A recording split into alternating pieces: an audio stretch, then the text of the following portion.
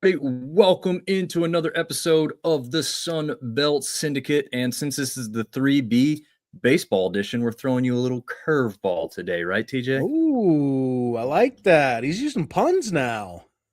Hey, man, got that high school education, that community college degree. I just pretend I went to the good old App State. I never actually walked on campus except to attend some athletic events. So we'll pretend as I did otherwise. It's basically the But same thing, right? Yeah, right. I paid less Basically the same. tuition to get a degree or diploma or a piece of paper, whatever you want to call those things these days. Uh, so, yeah, made out a little bit better in that regard. But with you from the first kick to the last pitch, and again, we are getting deeper into baseball season. TJ, is it starting to feel like baseball season to you up north? Well, in Connecticut, no, because UConn is in the Sweet 16, so it's still very much basketball season up here. I love March Madness. It's always basketball season through March, through that first week of April, but with baseball heating up, conference play starting in the Sun Belt, this is the best time of year for me. It's my favorite sporting event of all time in the NCAA tournament, mixed with the beginning of conference play. It doesn't get any better in college athletics, in my opinion. And this is a hot take because college football is a thing, but it True. doesn't get any better than that month of March. Yeah. I like I mean, there's just so many sports going on, right? Like for those that are into golf, there's that. I can't do that one. I mean, I don't mind playing. I can't watch it on TV. But Mhm. we also had the World Baseball Classic. How much of that did you get into? I watched a decent amount. I mean, I followed along. It's not my forte. It's not my forte. Like I love the celebrations. I love the fact that it's basically the baseball Olympics. I love that side of things. But what I really can't stand is the fact that people are already making these assumptions about these players. Like they're playing high stakes games coming off of being off for 3 months. And like that's what I don't get. Like the whole Aaron Judge conversation drives me nuts because it's like he played phenomenally the entire season or the entire set of games and the stats show that, but you're going to take 6 at bats and that's going to dampen his legacy. Like that doesn't, especially games that occurred in February and March, like that doesn't make sense to me. Yeah. No, I agree. I mean, it's kind of a one-off thing. The thing that bothered me the most about it is I guess, when you get the World Cup, when you get the Olympics, yeah, there's the rarity that like somebody has moved somewhere foreign and gotten citizenship and become a member and they don't look like everybody else or their name doesn't fit with what you think of as Italian or South African or whatever. But like this one just feels like falsehood, like under the false flag, like the Italian teams, like that the whole joke of it, right? Like, oh yeah, his mom made spaghetti one time on Wednesday when he was in fifth grade. He's going to be on the Italian squad, right? Like, it's somewhat of a stretch. I get it. It makes it better when you have labels. I get it, but it doesn't feel like it's a true World Cup of baseball in that sense. I don't know if that bothered you at all or not. I mean, it was fun. Uh, I don't have a I problem with I the fun thought part, I thought the but Austin Wells jokes were hilarious with the Dominican Republic, like everybody's speaking Spanish, and then he comes in and he's like, "Hola, me llamo Austin." Like those were funny. But no, yeah, like you know what? If you can get on the roster for the DR and you got a chance to win it, absolutely get on the roster. USA ended up taking that, but yeah, I like I said, I like it. The speculation starting already just tells you what the big market media is, living off of. So it is what it is. It's a great event. It's great for, nationality and culture pride, but it's just like it's nothing like the World Series. Derek Jeter said it. You agree with it. Postseason in the MLB is the true biggest stage in the sport. So that's what I'll be waiting for. yeah, definitely, no doubt about it. It definitely gets that. that feel like it's the proper time in October for postseason baseball, where this is kind of like a forced thing. I think had the U.S. not been as successful, I don't think it really would have been all that popular. Obviously, in the DR and Venezuela, of course, sure. I think it had to be what it was in the States for it to get to the point, right? Like, had we lost 2 of the first 4 games, I don't think we would have even moved on, 1. But Mhm. 2, I don't think anyone would have thought it was a big deal. So, it's fun to see people. I mean, people at work were talking about it. I know a bunch of people that don't typically watch baseball were talking about it. So that was kind of cool, kind of interesting. Ben James chiming in here first. No surprise to our big time fans that watch and listen every week. What's going on? And he says, "Go Red Wolves! I don't doubt A State will bounce back versus James Madison this upcoming weekend." And currently watching A State women's basketball in the second round of the WNIT versus Radford. Yeah, absolutely. One of the few teams who's continuing to play postseason basketball, men or women's. So congrats to them, because the men's side's completely done. South Alabama went down to Auburn, and Troy obviously lost pretty badly to Nebraska. I was a little disappointed in that. I thought they'd for sure covered that 13.5-point spread, TJ. What quick thoughts on the basketball before we get into the main event of tonight? No, I mean, I've been so locked into the tournament that I just don't have many thoughts on it. But the Red Wolves, the Lady Red Wolves, continuing to play. Hopefully that is a step in the right direction for the women's division. Seeing those teams being more competitive and making more runs in postseason tournaments. Keith Gill, he's said that he wants to improve the Sun Belt standing in basketball, both men and women. He was the chairman of the committee this year, and a lot of people were very happy with how the committee selected this year, with a couple of, missed seeds people were kind of talking about. But I'm a big listener of the Ion College Basketball podcast, CBS, with Norlander and Gary Parrish, and they were saying there's nothing that we can be upset about this one. Like, everybody that we thought would get in got in. There's a couple things that we might move around with the lines, but Keith Gill did a great job. And now hopefully take that momentum in the selection committee, move it into Sun Belt play. And we've already seen how competitive it was this year. Yeah, absolutely. I think one of the things that I'd seen a lot of people say, both inside the Sun Belt fandom and outside, was how well he articulated what decisions were made and why, right? Like, we don't get that really well in other things. I think, what is the college football playoff? I forget who it was exactly. Someone cracked a 6-7 joke when they were asked a serious question about. The Yeah, it's like, spokesperson for he's the athletic director, I think, for Arkansas. that's right. Okay. Yeah.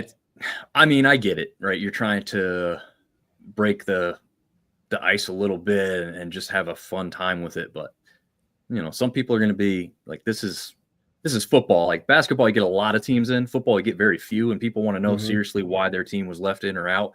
And I think, at that time, it wasn't the proper thing to throw in there. And I think that's a good comparison, though. Like the differences between Keith Gill and his what he said to the media, as opposed to what I believe his name is Yorachuk said to the media. Yeah. Like, when you asked Yorachuk a question, like Reese Davis, I think, doubled up and tried to hold him to an answer about I think it was Alabama, and Yorachuk just didn't really answer him. He didn't answer him twice. And he kept going back to, the printed answer that he was supposed to give about this particular thing, and he didn't elaborate. Keith Gill was very transparent. He was like, this is why we did what we did, and how we did it, how we rationalized it.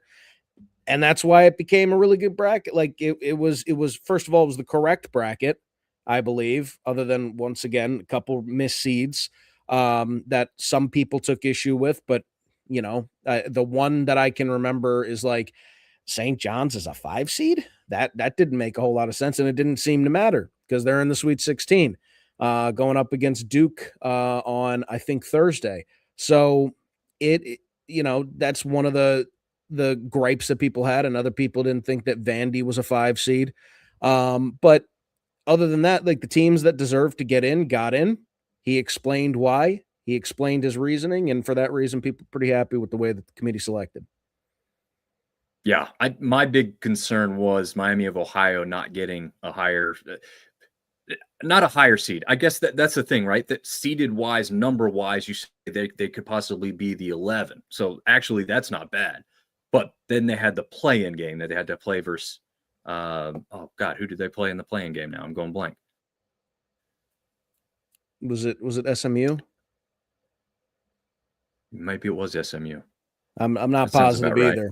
But what I I'll think say you're right, about though. what I'll say about them doing the play, and I don't think it was now that I'm thinking about it, but um, what I'll say about the playing game is I think that that was the perfect compromise because everyone was talking about, well, yeah, they're 31-0 or 31-1 heading into Selection Sunday with the loss in their tournament, but they're also like that they don't have a great strength of schedule. And people are talking about the quad one wins. Thank you, Ben. People are talking about the quad one wins. People are talking, or the lack thereof, I should say, and the fact that they have a very poor net ranking, very poor strength of schedule. So it's like, yeah, you know what? Get them a ticket to the dance and make them prove it. And they did. And they ended Yeah, up in the round of 64. So I think that if you have anything to say, it's that the committee at the very least gave them an opportunity to prove to the rest of the country that yes, indeed they do belong here, and they beat a power conference team to get there. So like if you were going to leave a 31 win team out of the NCAA tournament, you're out of your mind. You are yes. out of your mind. I don't care how the strength of schedule is. We saw Liberty in football. They were undefeated, 13-0 conference champions. They had the 134th toughest out of 134 schools schedules, and they were the New Year's Six representative in, I believe, what was that, the final year of the 14 playoff? And yeah, sure, they got I smoked by think you're right. Oregon. They got smoked by Oregon, Yeah, but they played their schedule. They did what they were supposed to do. They didn't leave any doubt, and they got in. They got into the New Year's Six, and that's what it should have been. And for Miami of Ohio, I'm very glad that they got in. I'm glad that they were able to advance to the round of 64 and at least get a piece of the dance because they deserved it. yeah. I think it's important too for future Sun Belt conversation, right? Like, what if a Sun Belt team is in that situation later? Oh, your conference isn't any good. Yeah, but we went undefeated. Like that, we want the same argument made at that time. So You can I was only fighting. control your schedule. You can't control True. the rosters of everybody else in your conference. In the Sun Belt, if my team is very, very good and we've made sure that we've won every single game on our schedule, I can't account for what the other 13 schools are doing. I played my Right. schedule and we did what we did. And that's really all you can do. It's the same thing with not to make this a way bigger talking point than we've already made it, but like it's the same thing with Notre Dame. It's like people are talking about how soft their schedule is next year. It wasn't a soft schedule when they scheduled it. So they are just going to have to play their schedule.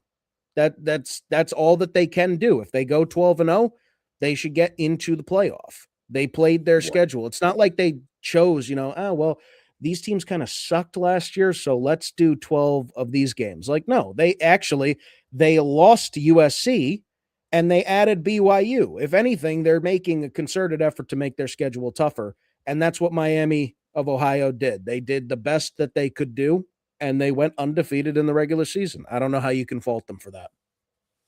Yep, exactly. Same thing with JMU in football this year. People wanted to point to it, but hey, it's like you said, football is even different because basketball and baseball, to a much larger extent, can make their schedules up almost halfway. Like right before the season, right? Because there's people still working on deals. Football is made like years in advance, like you said, so it's impossible to try and place where these teams are, especially now with NIL. You never know who's going to be good or bad the very next year.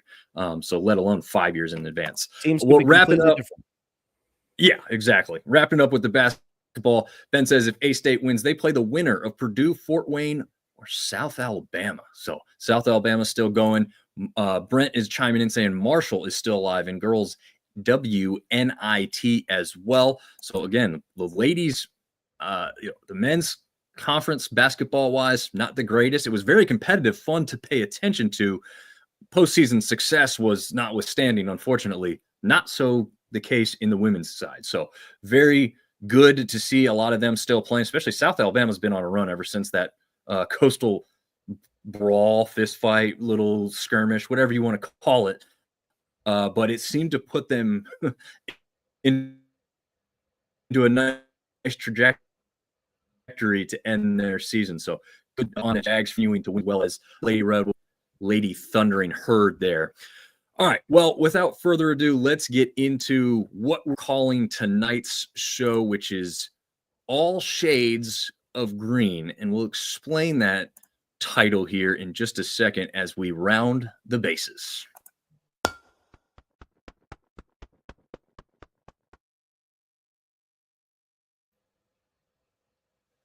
All right, so All Shades of Green. Look, who's sitting at the top of the conference? And I'll ask you, TJ, to start it off before we get into the weekly picks. Marshall is obviously green, Kelly Green to be specific. Coastal, your shots are teal.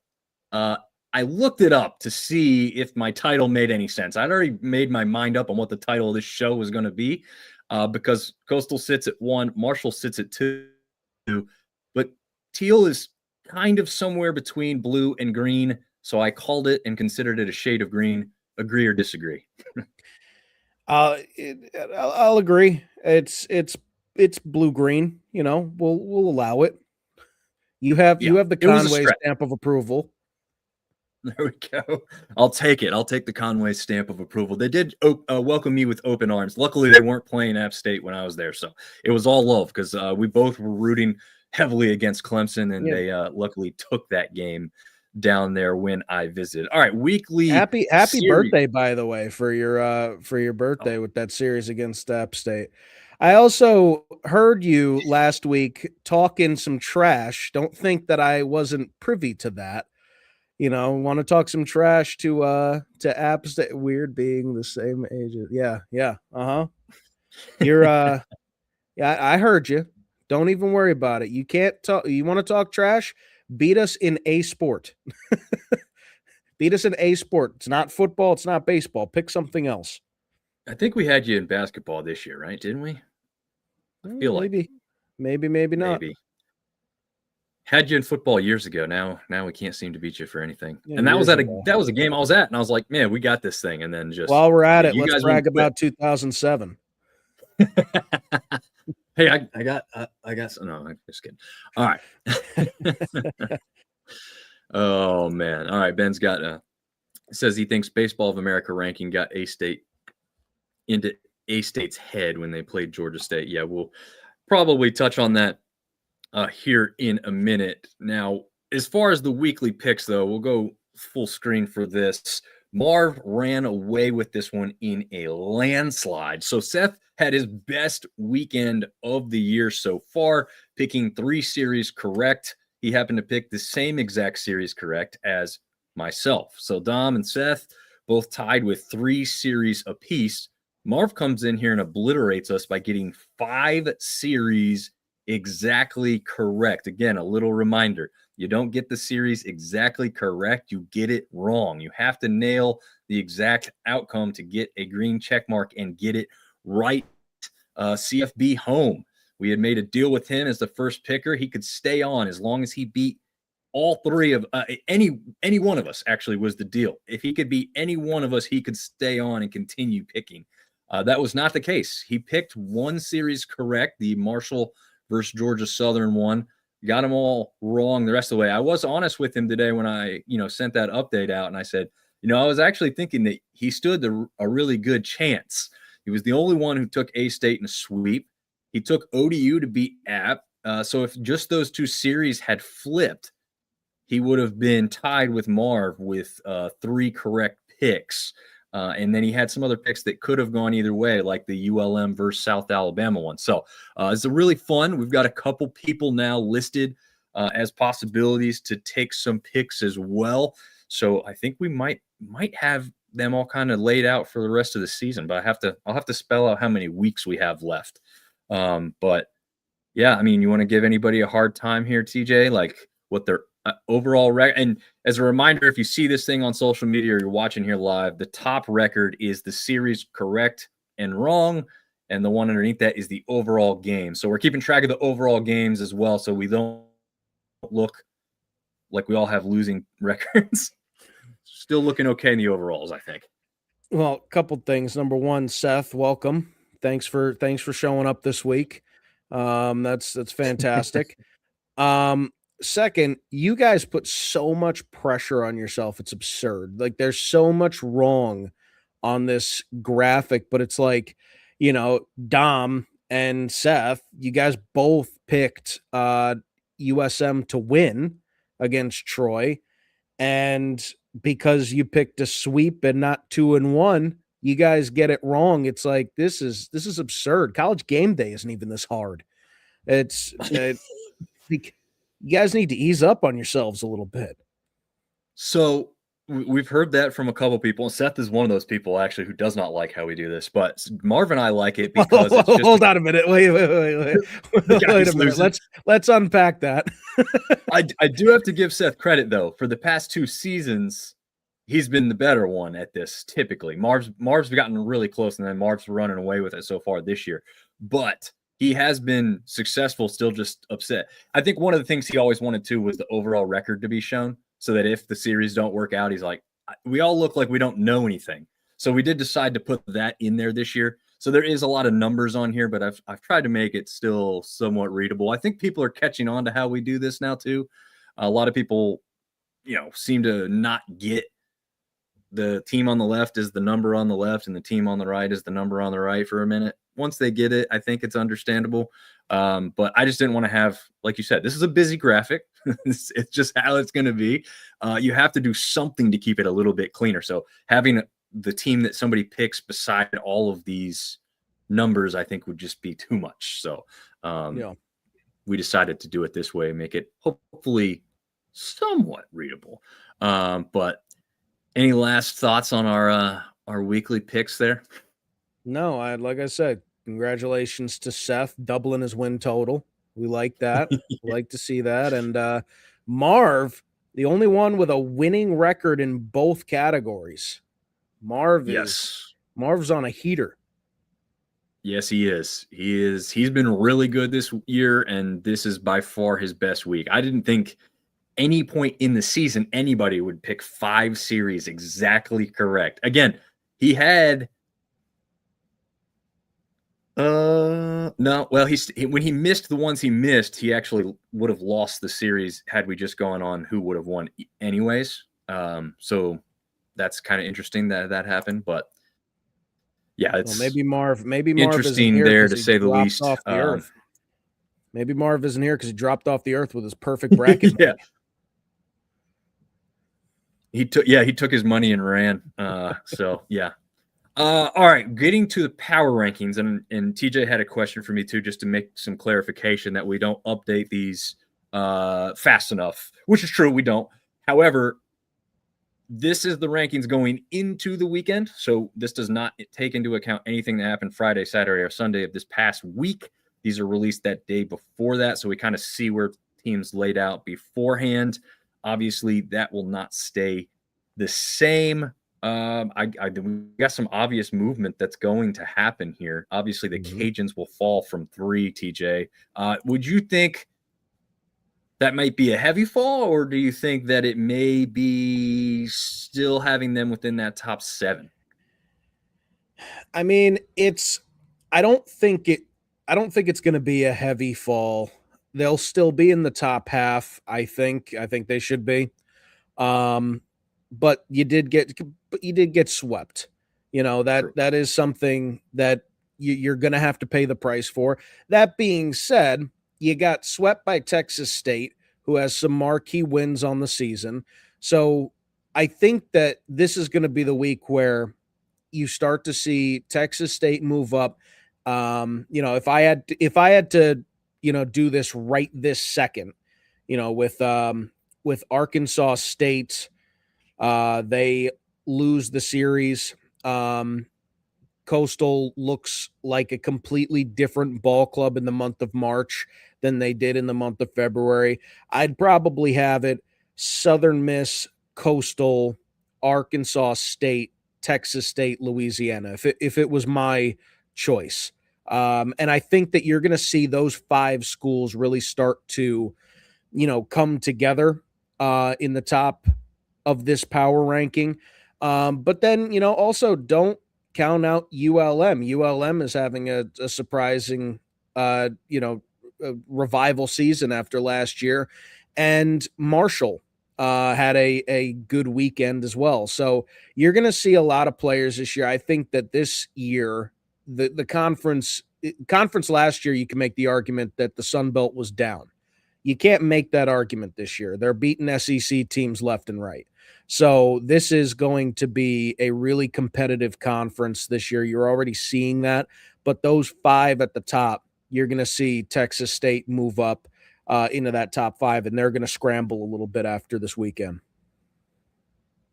Yeah, I actually am a little surprised here because I think I'm already leaning toward, and again, we'll have to take in the midweeks into account before these come out again. But right now, I probably lean on Coastal as my new number 1. And that seems like a big jump from where they are in the current rankings from 4. But I just don't know if the teams ahead of them have done it. I mean, obviously, Louisiana, like we just said, fallen out. Georgia State beating A-State. When you look at where these rankings are at, that's a bad loss. And also all the momentum A-State had. And then Southern Miss, as much as they have had great wins, they haven't had the greatest start to conference play just yet. So I may be one who's putting Coastal 1, which I know would make you very happy. So we'll see if that holds true.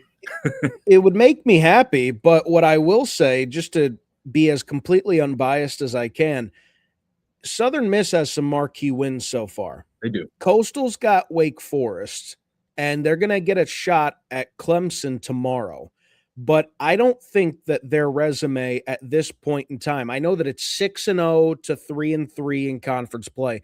I don't think that Coastal's resume quite matches Southern Miss yet. But I think that this past weekend was enough to put, especially with the Cajuns getting swept and Arkansas State losing, I think that that's enough to slide Coastal up to 2. I think that that's fair, especially with the way that Coastal looked over the weekend. It's going to take, because unfortunately for Coastal Carolina to make it into the top spot, they're going to have to beat Clemson.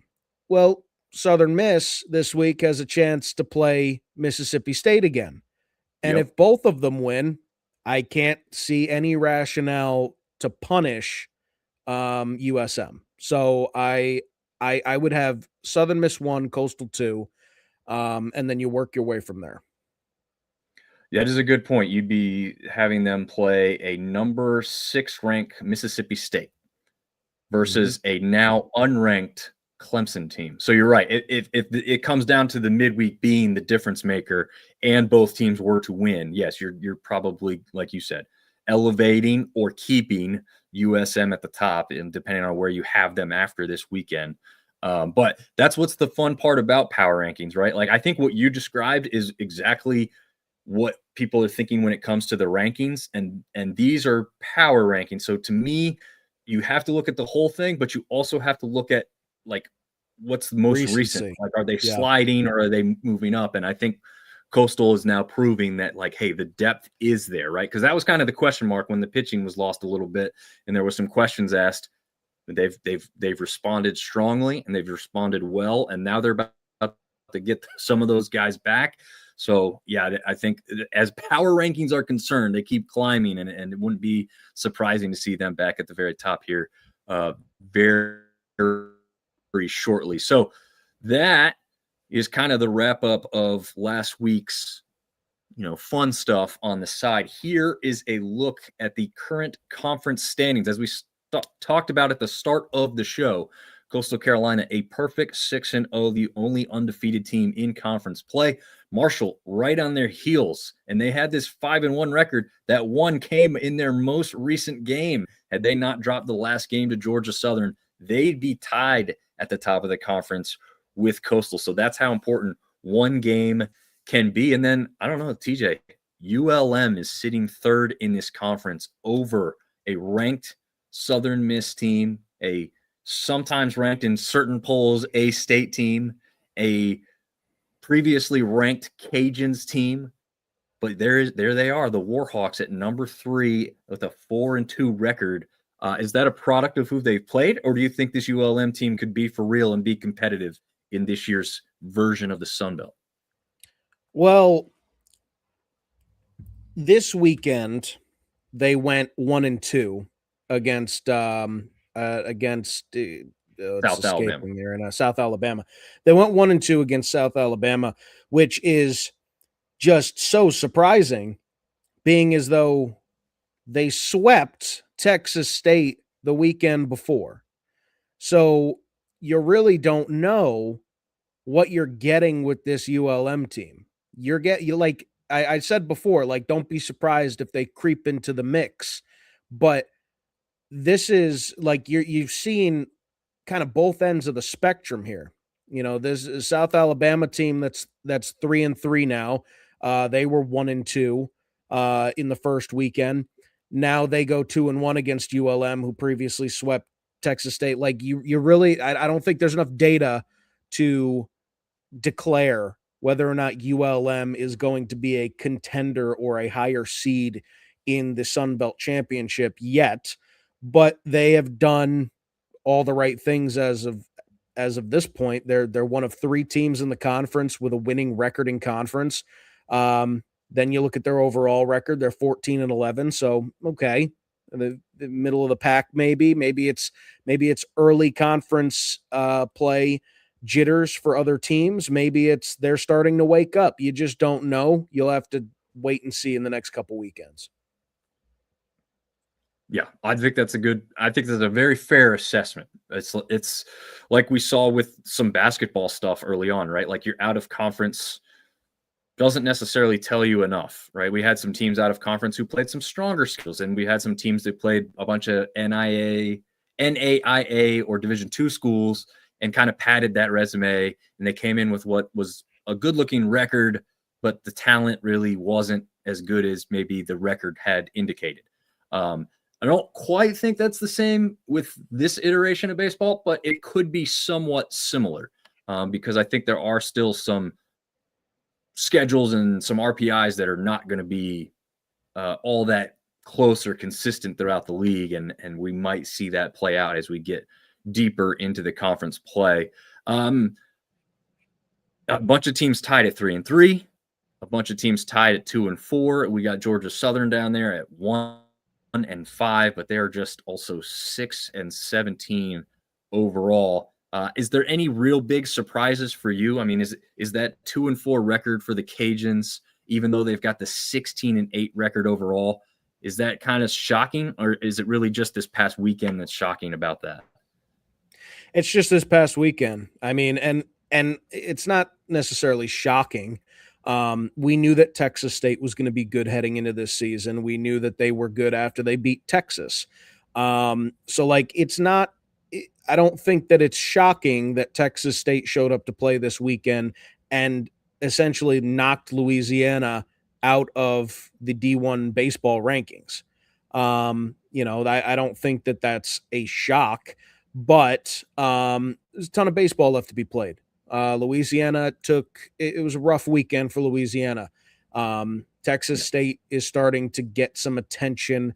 I think you could see them if they play some weekend series the next couple weeks really well, and they build off of this momentum, you could see them creep into the top 25 potentially. Louisiana has already been there. They have a marquee win over LSU. So they're still like, they're on the outside, but they're not that far on the outside. I would put them at 28th lowest. So just give them some time, figure it out here in conference play. They're, let's see who they got coming up next in conference play. I know that it's later on in the show. They've got ULM. So this is either going to be Raging Cajuns getting back on track, or ULM's going to prove to us the question that I posed before. Are they the legit thing? It's a big weekend for Raging Cajuns, and I don't think that anyone really knows what to expect from that series based on what ULM has done. Good point. I think that's a one of those matchups whenever the two Louisiana schools play each other before we're about to have a third Louisiana school. But for now, we still have two, so it'll always be fun to watch that one and see all the trash talking that goes on between those two fan bases. Okay, we have talked about some of this, so we'll probably go through this a little bit faster, but it's time that we rewind the week.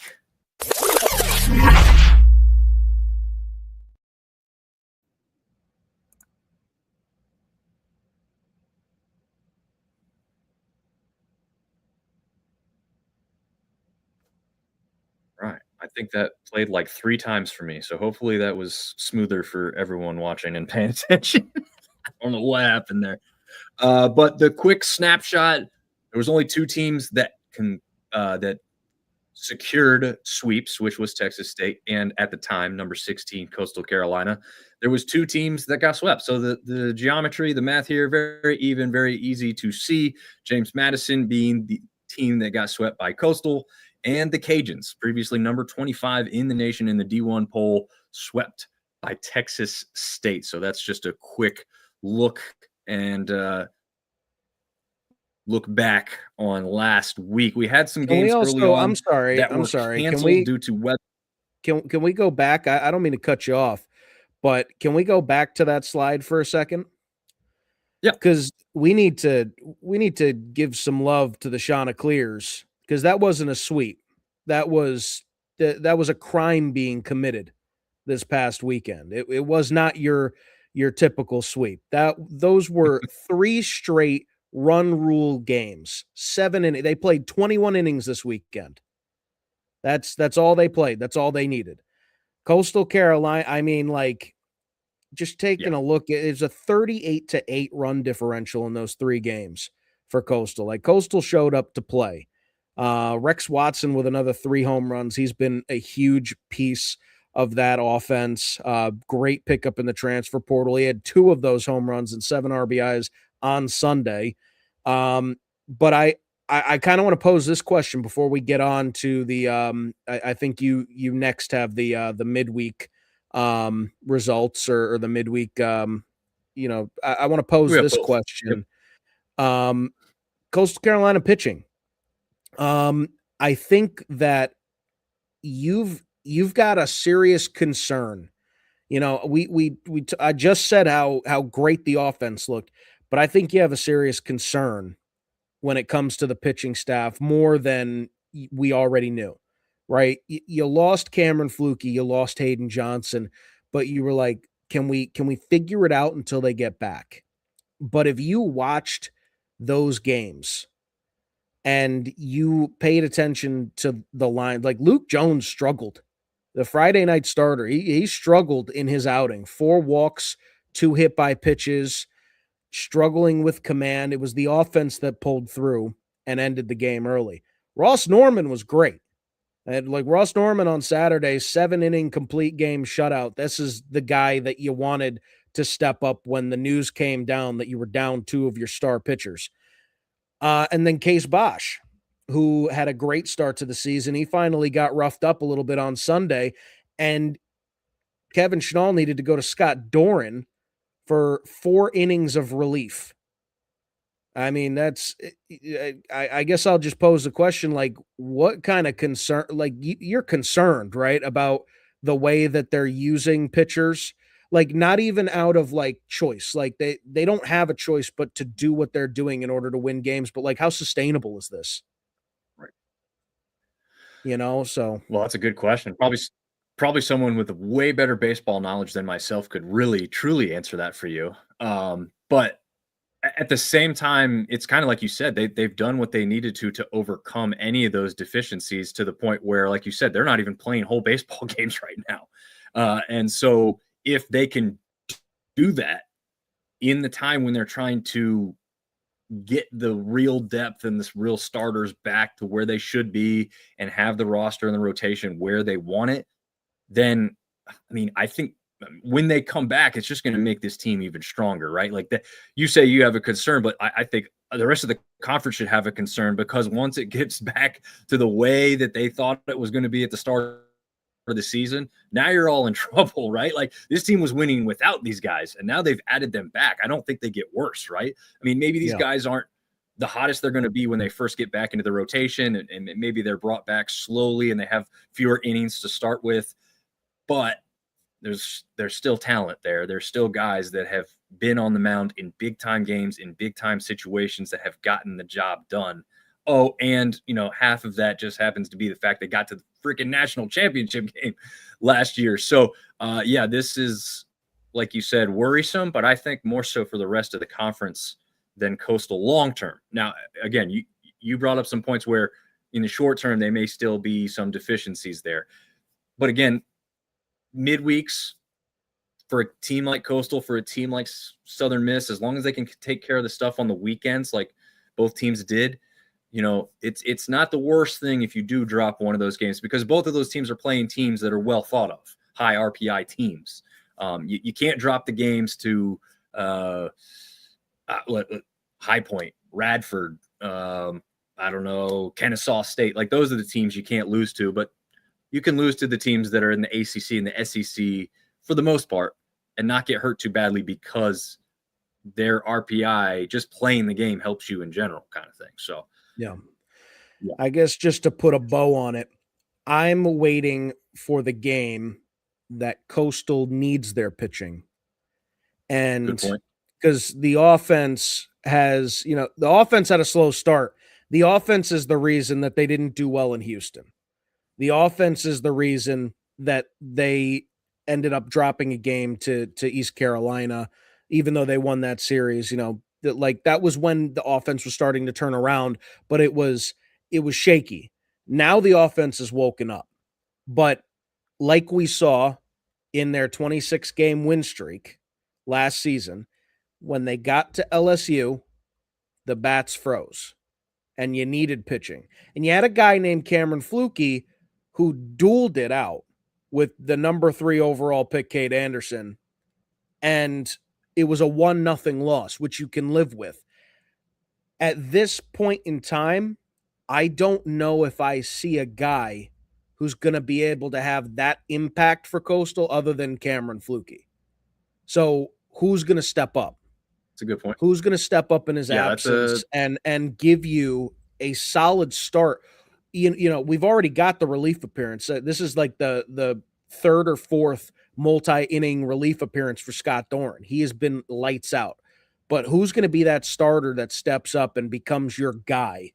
Because you've seen some struggles from all 3 of your guys so far, which is to be expected. Like, this is by no means me saying that these guys just aren't up to the task. Like, this was a big piece of news when Cameron Flukie and Hayden Johnson were sidelined for at least 8 weeks. Huge piece of news. Oh, yeah. But now, 6 weeks into the season, have we gotten anywhere, I guess, is my concern. And thank God for the offense. That's what I'll put a bow on it for. There you go. Yeah, the offense can overcome, and we've seen some of that in the games this past week. But I think the biggest one here for me, well, there's 2 decent ones here for the outcomes. Southern Miss gets a little bit of revenge on Nichols, because they were the team that beat them right after Southern Miss, literally the day before, had beaten Mississippi State. They went down to Nichols at home again after that, because that was a 2-game homestand. So they went on the road and beat Nichols. And I believe I was told this is the first time they ever went to Nichols. They've played them in a neutral site in years past. This is the first time they ever traveled to their school to play a game. So that's kind of cool for Nichols. It's also great for Southern Miss to rebound and get a victory, a 4-0 victory, so to kind of get on the right side of that one. Texas State, maybe we should have seen this weekend coming with them playing a very competitive 3-run game with a number 23 ranked Texas A&M team at the time. And Texas A&M, and it actually fell in the rankings from 23 to 25 this week. But yeah, and then South Alabama gets the win over Alabama. As much as that's the smaller school playing the big school, Alabama's not ranked. I don't believe they've been ranked at any point in the season. So the good news is South Alabama got the win anyway, but I'm not even putting that up on a pedestal really because I half expected South Alabama to win that game going in, right? Yeah, SEC win though. It's good for the True. resume of the conference. Just means more here in the Sun Belt. There you go. I love it. I love it. We also had Georgia State winning, but Georgia Southern again falling 16-6. Kennesaw State. So not only are they just losing, they're just losing ugly sometimes. Crazy. Troy got the win over Alabama State. JMU got the win over in-state George Washington. That's what the GW stands for. Hey, you got to explain this one, right? I can't. So Campbell, they've had some history in the past, but 4-3 there in Bowie's Creek, North Carolina. Any thoughts on the Coastal game there, the one-run loss? Yeah, just it's a head scratcher. The previous weekend they sweep App State. They look really good. I think the previous midweek was Wake Forest. So, so they're on at least a 4-game win streak, looking pretty good. And then they drop a game to a team that they beat earlier this year and I think killed. So it's a head scratcher, but you can't win 26 in a row every year. So I guess it's fine. It's a head scratcher though, for sure. Yeah. We had 2 games that were complete. Well, actually, no. The ULM New Orleans game wasn't a blowout, but it was 12-17. Warhawks exploded for 17 runs. ODU does the same type of thing to Norfolk State. They get 16 runs of their own to the Spartans 4. So that was a good-looking win for the Sun Belt there. Essentially, a win that you want to see. Like that's the kind of easily won fashion that we like. And then the Cajuns got by a rather scrappy Houston team 6-3. So they started off the week fine, right? That was good. And then they got into this weekend stuff here that we're about to get into. And it didn't go so well. They lose that first game to Texas State 4-1. But here, bottom line, I don't really want to talk about much else. Let's talk about that game in the middle of the screen. Marshall and Georgia Southern played a freaking football game that Marshall won 17-16.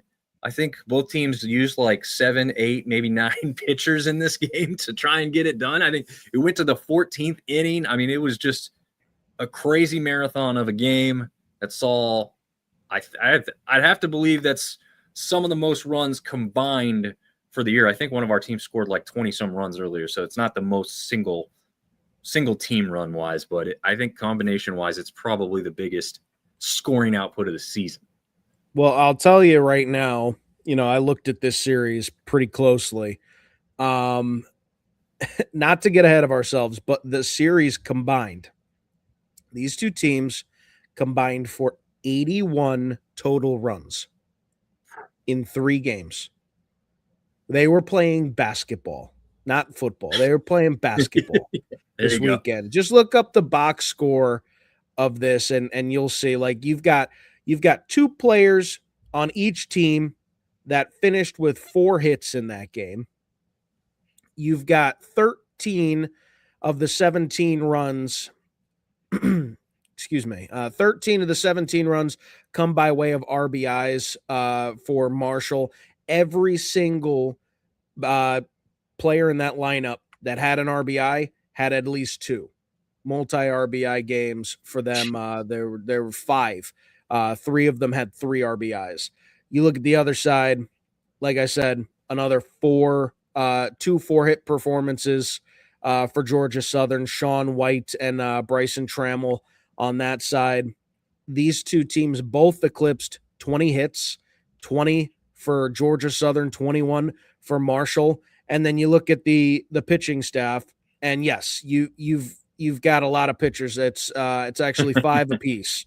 It's 5 apiece. Oh, it's for only both 5? of these. Okay. It's 5 apiece because both of these teams, and I found it very funny that it was exactly this number. Both teams had a relief pitcher go 5 1/3. Ah, both teams.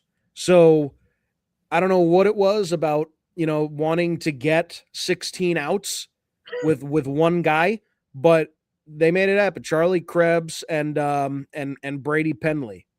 Penley ended up with the loss in the decision after Marshall took the lead in the top half of the 14th.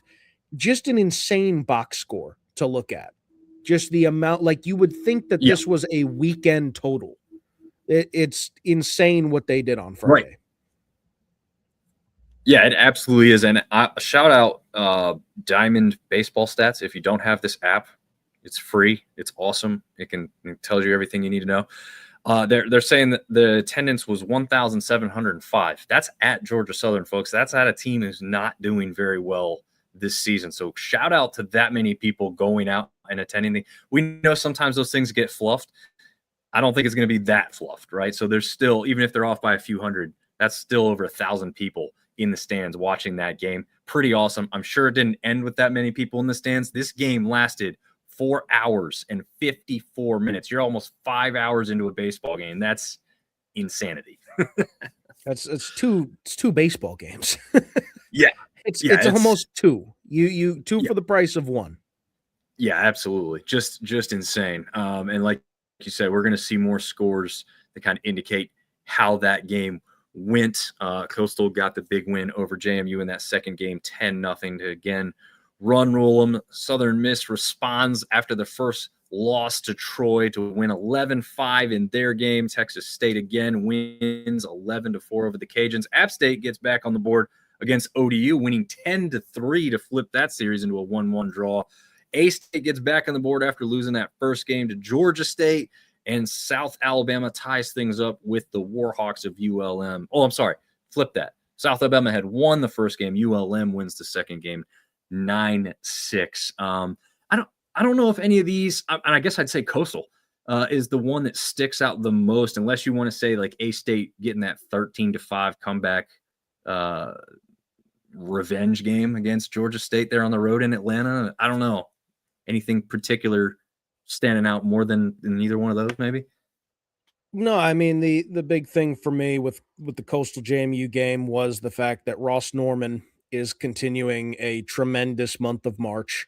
It only went 7 innings, but he pitched all 7 of them, so it goes down as a complete game shutout for Norman. Great performance by him. When it comes to, what was the other game that you brought up? A-State and Georgia State. Just the fact that they didn't revenge win 13-5 after losing that first game. I think it was 5-2. If we jump back a second, yeah, 5-2. Yeah, I mean, what I'll say about that series as a whole, I don't know if you'll allow me to jump ahead.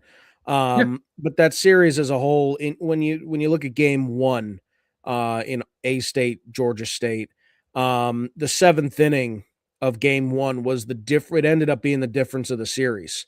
Because you had Chase Richter, he started the game, he pitched 6 innings of great performance. His only mistake really was a Wills McGinnis home run, which I think McGinnis ended with 3 home runs in the series. So, whatever. He was on a heater that weekend. You give up 1 run, but then he implodes in the 7th inning. He gives up 2 hits, strikes out the last batter he faced. I wouldn't even say implodes. He gives up 2 hits. He gets 2 runners on, strikes out the last batter he faces, and then Tyler Weimer comes in, and he gets the first batter to strike out. A-State's 1 out away from taking a lead to the 8th inning, which would have put him in a position to, hindsight 2020, win the series. But he walks the next guy, and then Austin Sellers hits the go-ahead 2 RBI single to take the lead. So it's a tough way to, if you could have that 7th inning back, A-State would have the win in this series. So it's a heartbreaker for A-State, but just a great way to get the job done by Georgia State. Yeah, absolutely. Really is. I mean, this is a team in Georgia State that had a couple surprising wins that were like, all right, maybe they're for real. And then they come out with this type of a series against a team that had just gotten ranked again in some polls, not others, but a team that was still hot in A-State. They had to series. Well, the series split with Arkansas, I guess, if you want to say it that way, even though they only played 2 games. They lost that second game by only 1 run and had a number of 1-run losses that were on their record. But yeah, it's a big one for the Panthers down there in Atlanta. I think that's a team that could be on the rise, right? It'll be interesting to see how much a new stadium helps recruiting moving forward down there in Atlanta. And then again, Marshall, Georgia Southern, they're like, hey, you think what we did was good on Friday? Check this 12-18 score out. But this time, the Eagles of Georgia Southern got the better of it. Just some insane games there. It's like, pitching optional in that one, which is funny because we're going to see some of the leaders in this conference pitching-wise come from the Marshall Thundering Herd. So No, the series as a whole was just nuts. Series as a whole was just crazy. The other thing I'll bring up, since these are the scores for the third games that we have up on the screen, and we've covered the entire series at this point. I think that this was a big a big series for your Mountaineers. This was a much needed series, because you look back at last week when you guys, App State gets swept by Coastal, but in every single one of those games against Coastal, App State is in a position to win, and then Coastal reclaims the lead late. The offense jumps out for App State, they stall, and they lose. That's what happened all last weekend. The first game, it's the same story. You've got they jump out to a 6-1 lead, and then Dorito, I think his name is Dorito. Just like the chip. Yeah, he imploded in the 4th inning. This was an implosion. 5 hits and a walk before leaving the game without recording an out in the inning. And then the next inning, Everett Harris, who relieved him, gave up another 5. And they just went completely silent. They only scored 1 more run for the rest of the game. They finished with 7 runs and still end up getting killed in that game. Games 2 and 3, you see them jump out to the lead, but you see them finish the job. And I think that clubhouse needed to see that happen.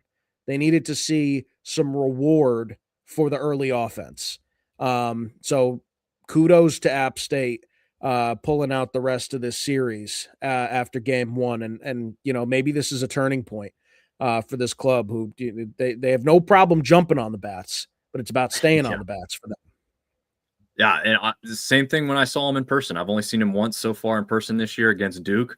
Jumped out to a very early lead in the top of the first. Couldn't sustain it. And part of that is pitching depth and Duke having, a deeper roster overall. It's not surprised. But I compared it to what they had seen last year, where they got destroyed by double digits early on and were never in the game. This year, they were in it until the very last inning. I mean, I stayed to the very end, hoping that they could, pull something kind of magical out at the end. I think they only ended up losing by 2 or 3 runs in that one. So yeah, I'm with you. I mean, there's a reason I'm still wearing the shirt, right? Like I got hope. I think, you get those games again. If Coastal's as good as everyone thinks and hopes that they are, App State being that competitive against them is a good omen. Now it's unfortunate for App and their fans that they don't get at least 1 win there to take some credence to that. But then like you said, you start this one off with a loss to ODU and you go, here we go again. So you're right. Getting those 2 victories and the series win, ultimately a big deal for the Mountaineers, and see if they can keep in that. The way that they did it. Yes. Yeah, absolutely. And then, you got Southern Miss here, a ranked team who was looking at losing a series against Troy, and they did hold on for a 5-4 victory in that one to continue to hold the top-ranked spot within the Sun Belt.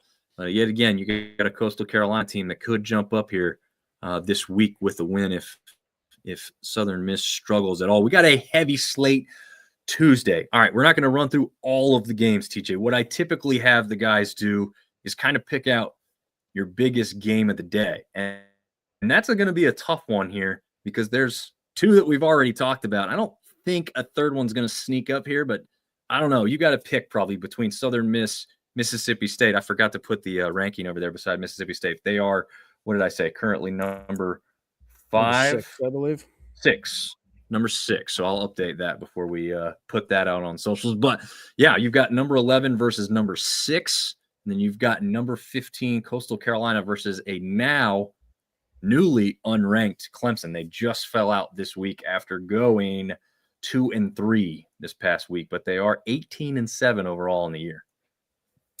I don't know that I can pick between the two because I think that they're equally important for each of these teams where they currently stand. And this isn't a cop-out answer. I'm going to explain myself.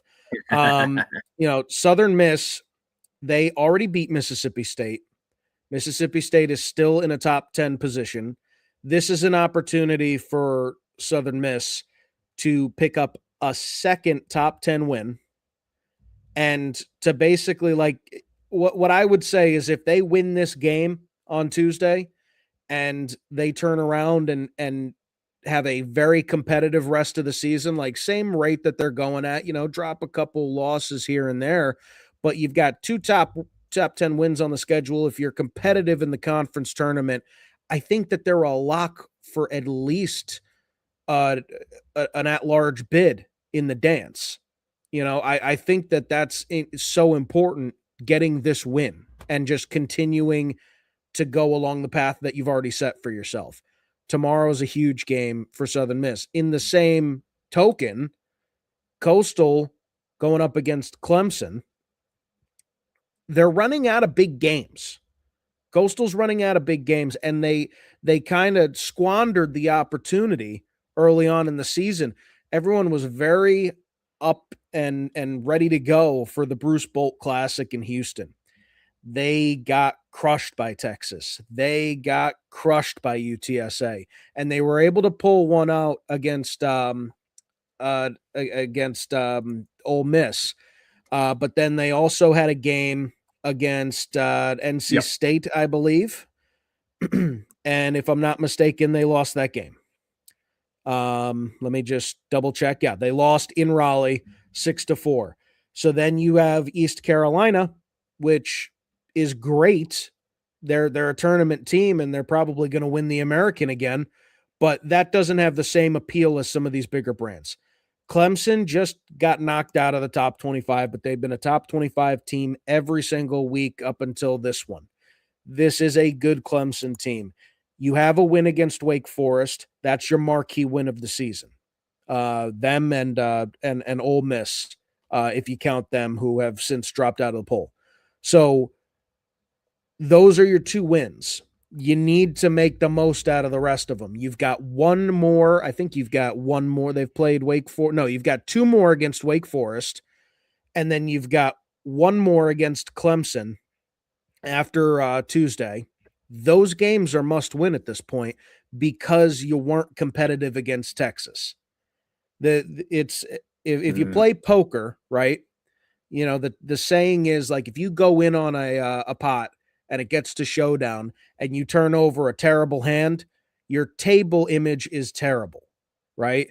That's what Coastal's table image is in the national landscape. They're down a bunch of pitchers. They weren't competitive in the big name games. Clemson is so important for them. I like it. Yeah, I think over there on that side that we're looking at, if we're seeing it visually, you've got the ranked matchup you spoke about. You've got South Alabama versus Auburn, underrated matchup. Again, Auburn's not ranked. Oh, I'm sorry. I missed that one too. Auburn is number 5 in the country right now. So that's a big shot for South Alabama. And then in the middle of this thing, you've got number 17, West Virginia, visiting the Marshall Thundering Herd. This is a game that was supposed to have happened already once this season. I believe Marshall was supposed to go on the road to West Virginia the first time. Game got canceled due to weather. I think the weather didn't really end up coming or being too bad of a situation. So look, these 2 teams hate each other. These fan bases hate each other. So I want to see what the current second place team within the Sun Belt is going to do against a number 17 ranked West Virginia team that they beat at least once last year. Can they do it again? That would be a massive win for themselves as well as the Sun Belt. Same type of situation there with South Alabama.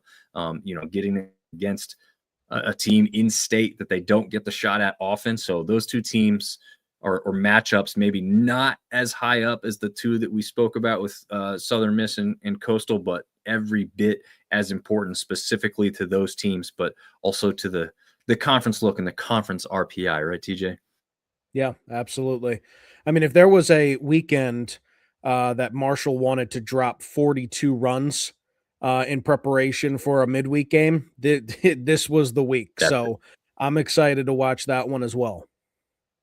Yeah, it's much watched TV Tuesday, which is nice. The only downside to it is like I wish we had like those 4 or 5 matchups on a Wednesday, and then some of these matchups get moved because I got to be honest, I'm not really pumped about any one of these particular games here. If you had to pick one between ODU at Richmond, Troy at Florida A&M, or Georgia Southern at College of Charleston, which one would you watch? Uh, I mean, I would say I'd I'd probably watch Georgia Southern Charleston. See if Okay. Georgia Southern can get something going. Charleston is a team that just routinely gives Coastal Carolina problems. So like that's it, it's a good win. It's a sneaky good win, and it's something that can turn the corner and get you going in the right direction. So I think it's probably most important for Georgia Southern to get back on the right track as we head into week 3 of conference play. Yeah, absolutely. It's a good point. I mean, Georgia Southern jumped up and surprised the Clemson team, so they could do it to a CSC team that's definitely not as strong as that Clemson team. So it will be interesting to see what we can have come out of that small Wednesday slate, but that'll be nice because we'll be pretty busy Tuesday night trying to keep up with everything. All right. So next we're going to take a look at this weekend series and see which one is our series of the week.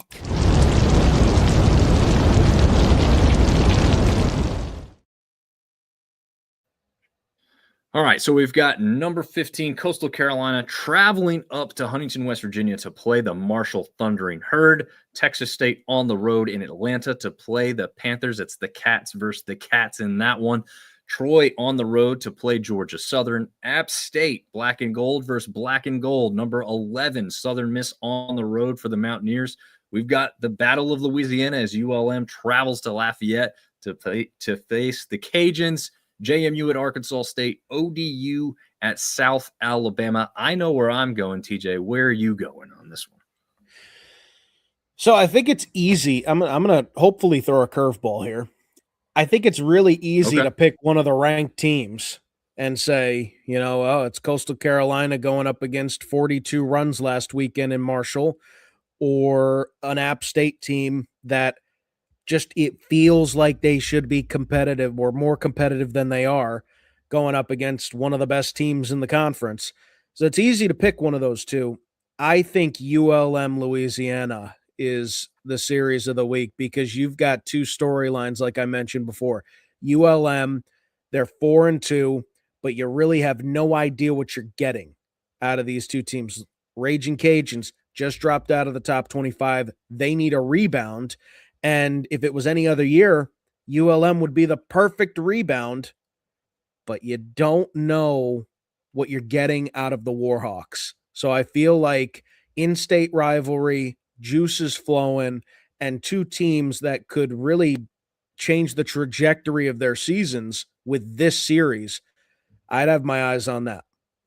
I love that answer. I did not think that was coming from you. I did not expect that answer, but I love it. I'll do your team. I think when you have 1 versus 2 in the conference, you've got the off-brand greens matching up against each other, the Kelly green and the teal, as we spoke about earlier. But I want to see if Marshall's for real. Can they score that type of run outage against a team as good as Coastal? As you said, maybe Coastal not quite as dominant as they could have even been somehow, if that's possible. But do they put it more together on the road? Again, this is a different type of park up here. This is one of the Sun Belt conference stadiums that is not quite the hitter's park. If anything, it's kind of the opposite because of the way the wind carries back in, at least from what we're told. I obviously don't have any personal experience with that. I gotta listen to these players tell us how these things work. But yeah, that one is just the way that I'd have to pick. I do have interest, obviously, in App State versus Southern Miss, and there's been some history in the Sun Belt Conference tournament between those two teams. And definitely, like you said, definitely have an interest in ULM Cajuns. But if I had to pick one, I said I'm only watching, for whatever reason you could, pay a bunch of money and only could get to watch one of these. I'm watching your Chants versus the Thundering Herd over there in Huntington, West Virginia. Two things. Number one, you have the Conway stamp of approval to consider teal to be a shade of green, but you do not have the approval to call it off-brand green. That's nuts. Second of all, I'm sure the Thundering Herd fans think the same thing of off-brand green. They're like, "What the hell did that guy just say?" That's crazy. Like, first of all, it's teal and probably the greenest of greens in college sports. But yeah, whatever. It's true. That's first of all. Second of all, yes, I do. Another thing to add off of that, we talked about the pitching for Coastal. Marshall, I don't think it's possible to get hotter than Marshall right now at the plate. So this is going to be a big test to hopefully answer some questions for some of the questions I posed before. Is this Coastal pitching staff able to shut down a lineup when they are needed? Let's say that the lineup for Coastal, they fall asleep for a game or they only put up 5, only 5 for Coastal this year. Can the pitching staff come through and can they shut down the Sun Belt's hottest offense and pick up a win? That's a big question in that series. Absolutely is. Speaking of some names that we need to be paying attention to, I put some stuff together. We said we're going to start bringing in some names to this, some guys you're going to be hearing more about. So let's start with the long ball. Everyone loves the long ball. So let's look at the home run leaders as they stand right now. We're going to look at the top 3 for all of these categories. There's more categories we could add to this. We could subtract to this. We could just change them in the future. I think there's 4 of these things together today for this one. We'll be here all night if we put every statistical category together. But Lane Walton is hot at the plate and has been throughout the season as he leads the league. This is Sun Belt specific right now. We should maybe do some national leaders too if we've got a bunch of guys in there. But Lane Walton, home runs on the year, sits at 10 for the Arkansas State Red Wolves. Kyle Morrison is just behind him, as well as Jimmy Janicki. Kyle Morrison, a Southern Miss Golden Eagle. Jimmy Janicki, a Troy Trojan. They're both sitting there, like I said, close behind, but both with 8 apiece. I don't know if there's anything specific you want to add to this, TJ. We could roll through these quickly. Again, I just mainly want to get everyone hearing some of these names, and then they say, "Oh, we got to watch out for this guy," or "Yeah, it's not surprising that this guy did well against us," type of thing. Well, I won't add anything specific. I'll just add some context. Lane Walton with 10 leads the Sun Belt. He's currently tied for 16th nationally. It's a big way tie. 1, 2, 3, 4, 5, 6, 7, 8, 9, 10, 11, 12, 13-way tie for 16th with 10 home runs. And then Kyle Morrison and Jimmy Janicki are tied for 49th. So you've got 3 top 50 home run hitters in NCAA. Nice. Gotta love it. And yeah, I think Lane Walton's actually slowed down just slightly here lately, but we'll see if he picks the pace back up here as we get into weekend play. So on the opposite side of this, let's look at some of the leaders for strikeouts in the league. Andrew Herman leads the pitchers from the Ragin' Cajuns with 49 strikeouts so far on the year. Gage Peterson from App State. Look at that stride in that pitch, man, right there. 47 strikeouts on the year. And one of our favorite guests of all time, who's been on the show now twice, we weren't lucky enough to get him before the season started. In fact, we didn't get anybody from Marshall. We'll continue to work on that. But Mr. Bryce Blevins himself, with 44 strikeouts for the Herd. I should have worn my Marshall hat with my Apps shirt today to confuse everybody, but I have the hat that he has on in that picture right there. It's a sharp looking hat, and then I wouldn't have been confused on the green.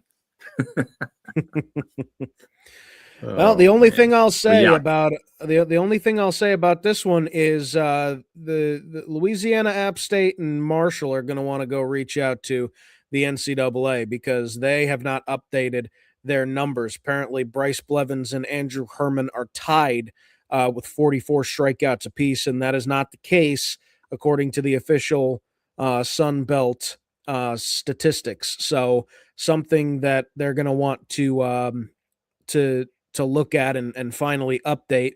And you've got Nick Dorito with 42, apparently leads App State. Gage Peterson has 41 on here.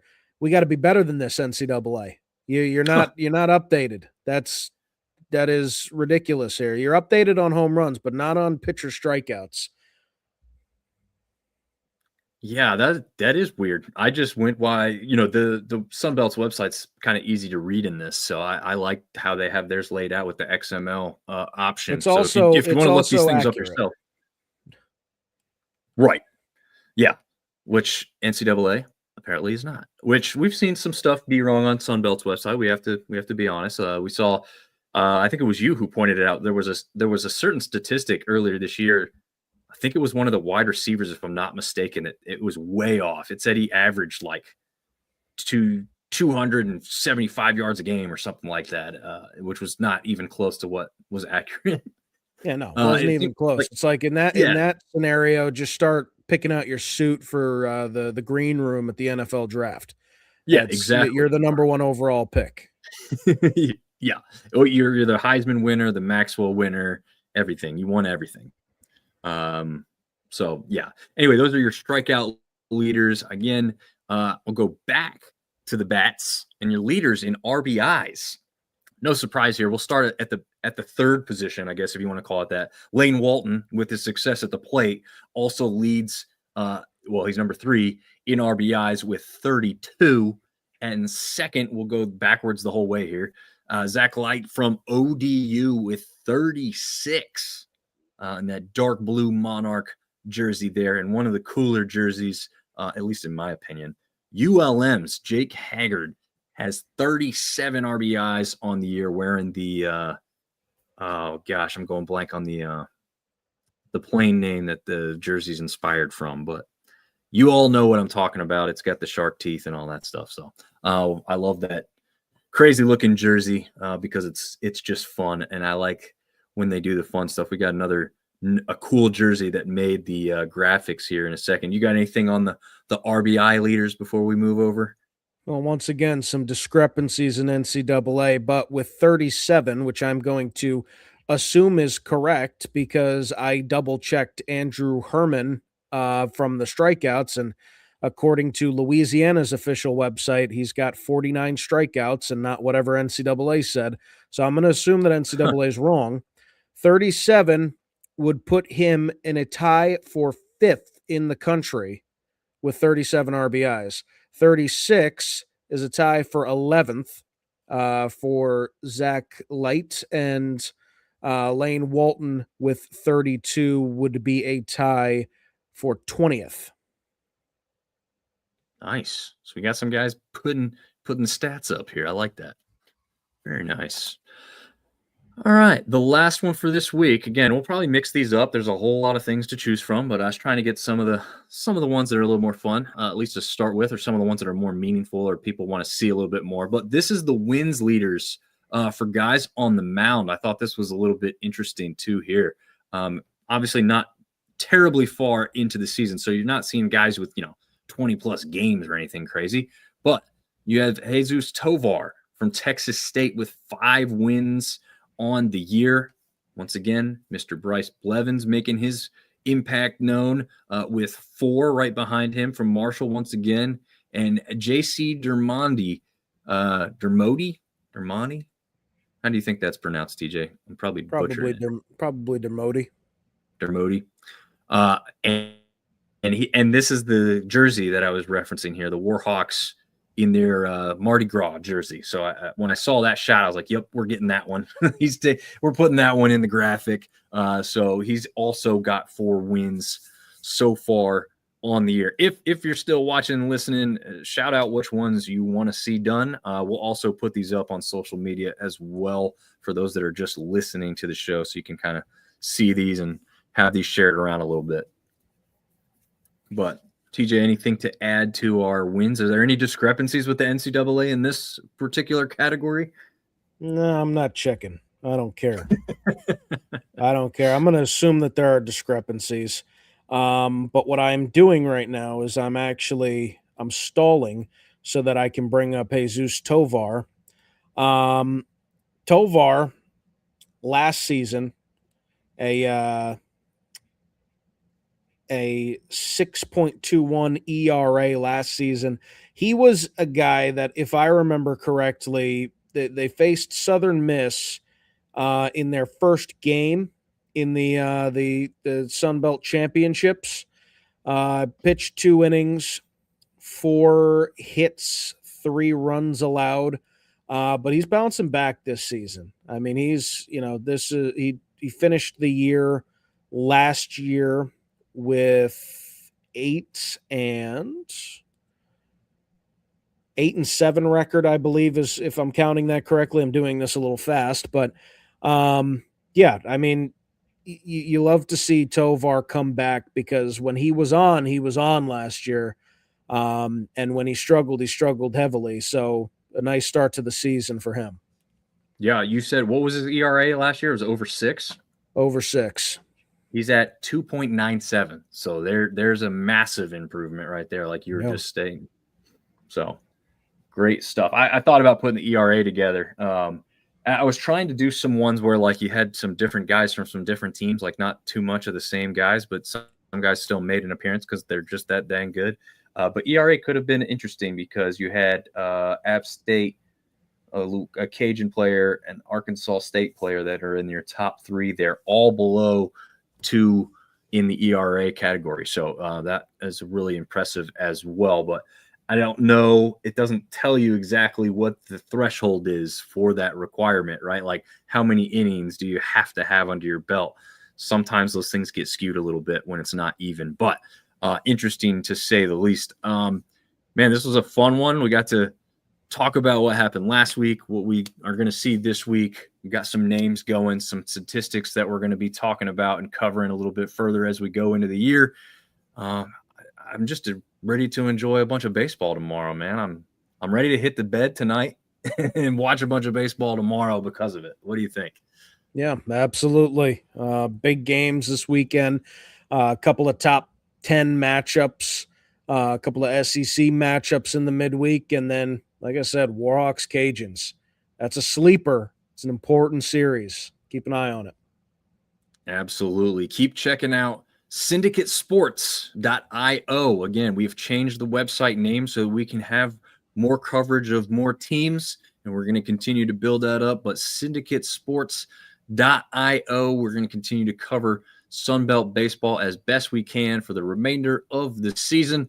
And as always, we'll see you guys next time.